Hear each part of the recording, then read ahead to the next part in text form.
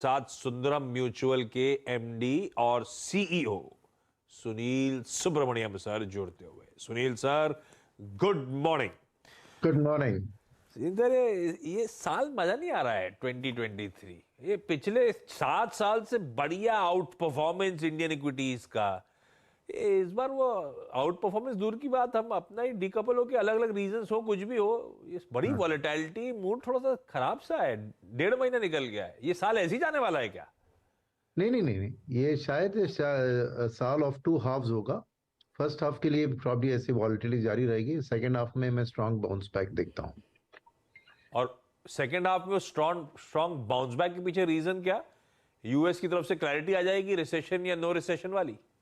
वो एक बात है। सेकंड, मैं समझता हूँ कि ये तेल का दाम भी आर्टिफिशियली इस लेवल पे रखा गया है बिकॉज ये विंटर का टाइम है। और वो प्राइस कैप का गलत तरीके से आउटकम आ गया। वो प्राइस कैप से और तेल का दाम गिराने चाहते थे अमेरिका, बट एक्चुअली देखिए कि फ्लोस जो है, ऑयल के फ्लोस रशिया ने कैप कर दिया to those who accept the cap. तो ऑटोमेटिकली सऊदी से जो डिमांड आ गया, तो तेल का दाम गिर नहीं रहा था। इंडियन इक्विटी के फ्लोस जो एफआईएस करते हैं ज्यादातर तेल के दाम के आउटलुक के ऊपर करते हैं। तो ये विंटर और ये जो प्राइस एक्शन जो बाइडेन जी ने किया उसके कारण तेल अभी गिर नहीं रहा था। तो इसीलिए मैं कहूंगा कि उतना फै का पैसा नहीं आ रहा है। और ये क्लैरिटी आएगी शायद मार्च अप्रैल से, जबकि आपको समर आ जाएगा तो ऑटोमेटिकली तेल का डिमांड कम होगा। और यूएस की जो आपने कहा ना कि अगर रिसेशन, अभी लेटेस्ट डेटा बता रही है कि रिसेशन उतना डीप नहीं होगा। पर जो भी है, एक स्लोडाउन के वक्त में आपको तेल का दाम गिरते हुए दिख रहा है मेरे को, और वो एक ट्रिगर होगा एफआईएस की वापसी। और अगर आप कोविड के बाद की जो बात करें कि कितना पैसा कोविड के बाद आया, फिर तेल के दाम की हाइक के टाइम में बाहर गया, मैं समझता हूँ अभी भी 2 लाख करोड़ एफआईआई का पैसा जो इंडिया में था पोस्ट कोविड फेज में, वो अभी आने को बाकी है। तो ये मेरे को धीरे धीरे तेल की दाम की कटौती के साथ सेकेंड हाफ में आते हुए दिखता है। और उसके साथ ही हमारी जो, मैं समझता हूँ कि समर में कंजम्पशन की स्ट्रांग ग्रोथ होगी, तो इंडियन आउटलुक भी स्टैंड आउट करेगा। तो मेरे लिए ये ईयर ऑफ टू हाफ्स होगा। फर्स्ट हाफ के लिए ये वॉलेटिलिटी जारी रहेगी, पर सेकेंड हाफ में जरूर मैं एफआईएस की वापसी देख रहा हूँ और मार्केट की भी स्ट्रांग बाउंस बैक तो देख जो रहा हूँ। तगड़ी सेलिंग थी लास्ट ईयर की 3.25 लाख करोड़ रुपए की, उस गड्ढे को भरना बचा रह गया है। तो हो सकता है एफआईएस की अच्छी खासी बाइंग डिप्लॉयमेंट वापस चैनलाइज हो इंडियन इक्विटीज में। जब सुनील सर आप कह रहे हो ईयर ऑफ टू हाफ्स, तो हम्म। पहला हाफ वॉलेटिलिटी का जिससे हम जूझ रहे हैं, और सेकेंड हाफ में रिकवरी का फेज। तो ऐसे करेक्ट। में मतलब मानो ये समय होगा शायद डिप्लॉयमेंट का, और सेकेंड हाफ उसका फायदा बुनाने का। ऐसे प्ले करूं? बिल्कुल, आपने सही कहा। बिल्कुल।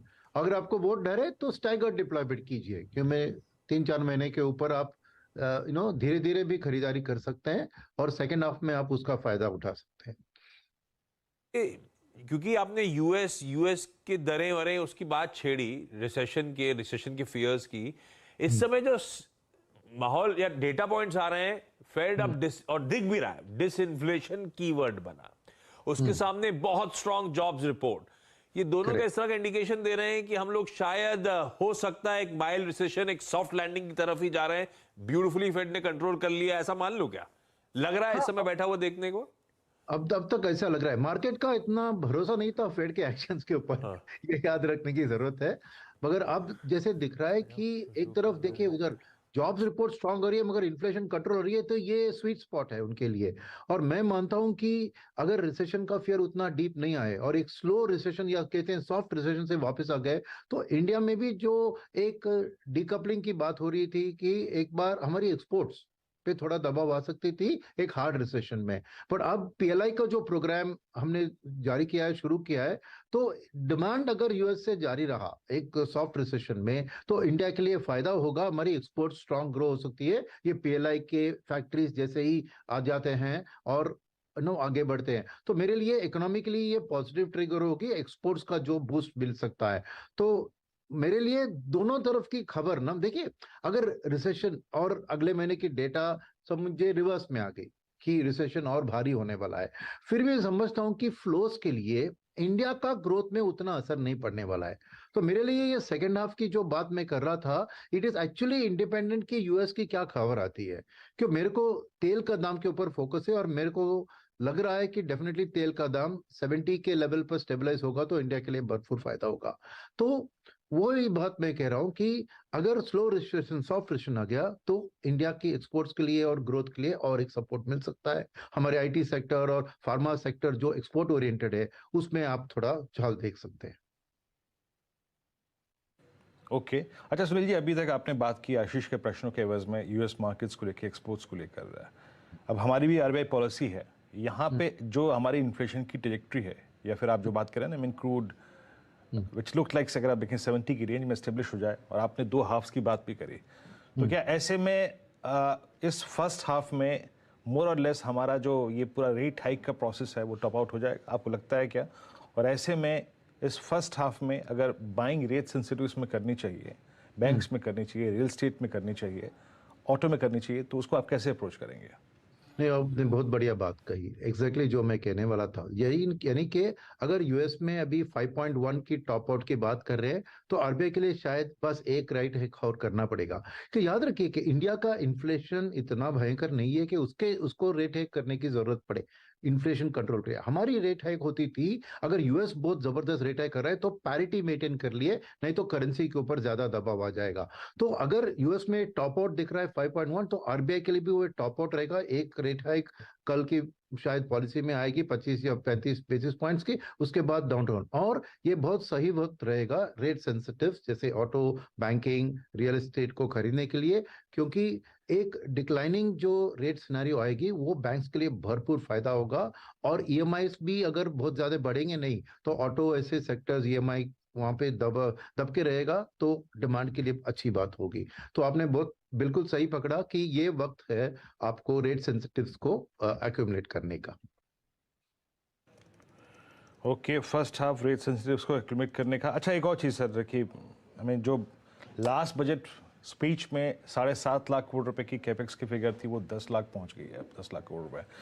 और सही मायने में कैपिटल गुड्स इस पूरे CY22 में सिंक नहीं हुए, मतलब कभी भी एक साथ 5-7% गिरावट नहीं आई, और ऑल टाइम हाई ट्रेजेक्टरी में all stocks, Cummins, Siemens, ABB, L&T all time high पर है। अब यहाँ से क्या अप्रोच रखें? आई मीन कितना और अपसाइड बाकी है इन स्टॉक्स में? अभी कमिटेड रहे यहाँ पर?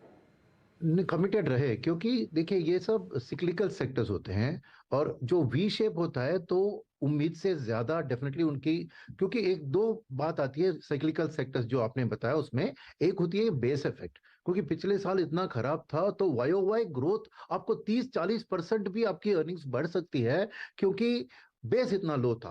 तो ये मार्केट कभी एक्सपेक्ट नहीं करती है कि इतना 30-40 को डिस्काउंट करे, तो मार्केट थोड़ी सोबर लेवल पे 25% ऐसे डिस्काउंट करती है और एक्चुअल अर्निंग्स आके सरप्राइज करती है, नंबर 1। नंबर 2, इनकी वैल्यूएशन बढ़ती है ऑर्डर बुक के जरिए, नॉट नेसेसरली ऑन अर्निंग्स। सो जैसे ऑर्डर बुक दिखता है तो मार्केट उसको अर्ली डिस्काउंट कर लेती है। तो मेरे ख्याल में 3 फैक्टर्स है, गवर्नमेंट का इंफ्रास्ट्रक्चर की स्टोरी चल रही है आपने बताया। सेकंड बात यह है कि पीएलआई वाली कैपेक्स भी इस साल 1.5 साल में आपको वो फैक्ट्री लगेंगे तो उसकी भी एक डिमांड आएगी कैपिटल गुड्स के लिए। और तीसरी, प्राइवेट सेक्टर का भी अब रिवाइवल देख रहे हैं, क्योंकि अब कैपेसिटी यूटिलाइजेशन तो हमारे लॉन्ग टर्म 72% को पार कर चुकी है, 76 पे है, और बहुत से ऐसे सेक्टर जहां पे 85-90 को छू रही है। तो मैं अनाउंसमेंट्स प्राइवेट सेक्टर से भी कैपेक्स अब बहुत बढ़िया देख रहा हूं। तो इसका जो स्पिल ओवर इफेक्ट होगा overall in the capital goods space, उसका हम मायना नहीं रख सकते हैं। तो मेरे ख्याल में ये जो वैल्यूएशन है वो एक एंटिसिपेटरी वैल्यूएशन है, फिर भी एक मैं कहूंगा एक मॉडरेशन है, क्योंकि मार्केट पिछली 10 साल में देखिए तो बहुत बार इंफ्रास्ट्रक्चर में बर्न्ड चाइल्ड डेड्स द फायर कहते हैं ना, तो बहुत ये क्या कहे उसका जल गया है हाथ हर बार एक्सपेक्ट करके। तो इस बार थोड़ी उम्मीद को कम रख रहे हैं क्योंकि पिछले इफेक्ट का दिख रहा है। बट मेरे ख्याल में ये वाला साइकिल जो है 2003 to 8 जो कैपेक्स का बूम आया था वो रिपीट होने वाला है, क्योंकि 3 फोर्सेस इसको साथ में उसको धक्का दे रहे हैं आगे बढ़ने के लिए। तो मेरे ख्याल में इसमें टिके रहना चाहिए और धीरे धीरे continue to accumulate this capital good stocks, वही मेरी सलाह होगी। ये है सलाह capital goods as a space को लेकर। अच्छा, देश के लीडिंग म्यूचुअल फंड के एमडी और सीईओ साहब बैठे हों तो एक पर्टिनेंट इश्यू, सर आप समझ ही गए होंगे मैं कहाँ जा रहा हूँ। अदानी ग्रुप में सुंदरम म्यूचुअल का एक्सपोजर, देश का one of the leading industrial group है, आई एम श्योर कुछ ना कुछ एक्सपोजर हुआ होगा। मैं आप लोग की साइकी समझना चाहता था, आपने क्या करा? Are you holding on to जो भी आपका एक्सपोजर था वहां पर, जस का तस बना हुआ है?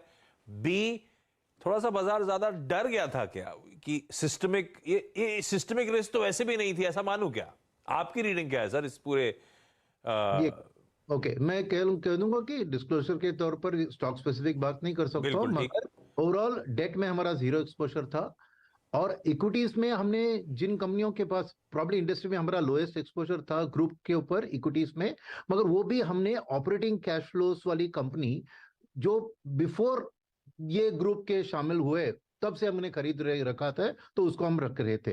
तो उस हिसाब से मेरी जो रिएक्शन है इस होल हादसे के ऊपर कि ये ओवरडन रिएक्शन था, क्योंकि समझिए कि specific to the group by and large mutual fund industry का एक्सपोजर बहुत कम था, क्योंकि एक क्लैरिटी नहीं था कि सोर्सेस ऑफ फंडिंग कैसे है, कैसे ग्रो कर रहे हैं, बहुत तेजी से ग्रो कर रहे हैं। तो ओवरऑल आपने म्यूचुअल फंड एक्सपोजर देखा को इंडेक्स से कम ही रख रहे थे, अंडरवेट थे सबके सब म्यूचुअल फंड।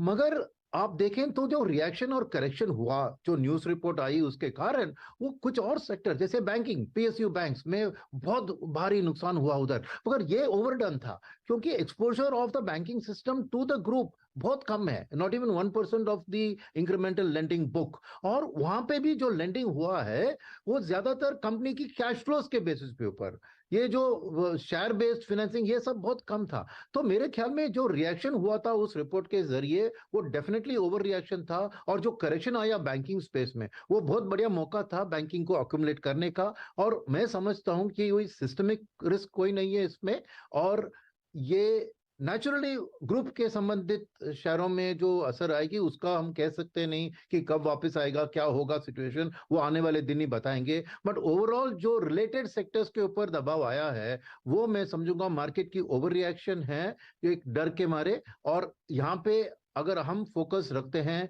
कि इनकी overall good quality of the portfolio और ग्रोथ, जो बैंकिंग के लिए आज माहौल बहुत बढ़िया है, और ये अफसोस की बात है कि इस क्वार्टर की अर्निंग्स बैंक्स की बहुत बढ़िया निकली। जब अर्निंग्स अच्छी निकली और प्राइस गिर रही है, इससे और अच्छा मौका आपको कहां मिल सकता है अक्यूमुलेट करने के लिए? तो मेरे ख्याल में ये जो हादसा हुआ ये अच्छा मौका है, जो स्टॉक्स अननेसेसरली रिएक्ट हो गए हैं इस पे, उसको अक्यूमुलेट करने का। तो इसमें मैं कहूंगा भी फायदे भी है कि जो वैल्यूएशन का डर था बाकी के सेक्टर में वो थोड़ा कूल डाउन हो गया, तो मेरे लिए ये एक अच्छी बाइंग अपॉर्चुनिटी बन चुकी थी। चलिए Sunil sir, thank you so much जुड़ने के लिए, बढ़िया तरीके से सब कुछ समझाने के लिए। अच्छा, जरा इंटरग्लोब एविएशन का चार्ट स्क्रीन पे रखिएगा। सचिन, आपने कोई पायलट लाइसेंस ले लिया है क्या? ये ब्यूटीफुल सी लैंडिंग कराने की कोशिश कर रहे हैं। अरे कुछ ही देर पहले